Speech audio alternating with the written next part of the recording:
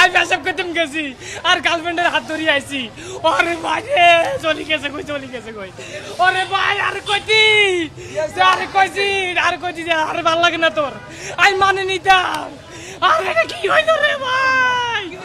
আরে ভাই চলে গেছে ভাই। আরে কয় আই কো তুই মেন্দে বসো, আই পেশাব করি আই। ও পেশাব করতাম যাই আই দে গার্লফ্রেন্ড নাই রে ভাই। ও ফোন দিছিলাম রে ভাই, ওই ফোন দিছি ফোন ধরে না। ও ফোন বন্ধ বাতা রে ভাই। প্রেম করছিলাম, ভালোবাসি, এত ভালোবাসার ভিতরে কেমনে দিতে আর বুকের মধ্যে সেলের গাদি উড়ে গেছে। আরে আল্লাহ রে আল্লাহ, আর ভালোবাসা কোনো জায়গায় কমতেছিল না রে ভাই।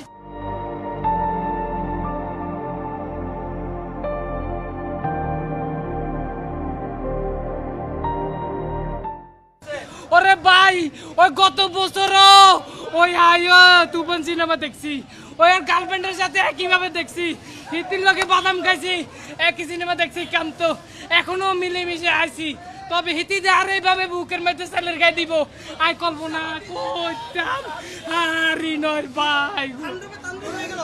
ওরে ভাই তাণ্ডব হয়ে গেল ভাই। ওই গার্লফ্রেন্ড তুই কইতি রে? আরে আই কত টিয়া কত মুই তুই আনি জোগাড় করি। আরে আরাম মাতুন কই মই বিকাশে তুন টিয়া আনি এ সিনেমা হলের মধ্যে আইছি। আই তো আর গার্লফ্রেন্ডে বুঝতাম দি না যে আর কাছে টিয়া নাই। আমি মোর সবসময় নিজে অনেক বড় মনে করি। কথাই আছে নিজে সবসময় ছোট মনে করতে, তবে আর নিজে অনেক বড় মনে করি।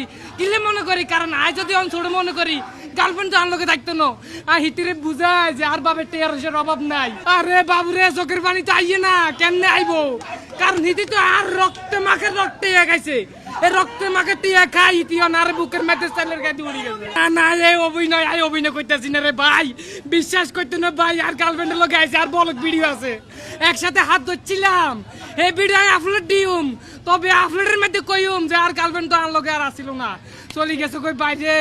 চোখের পানি তো সবসময় আইছে না রে ভাই।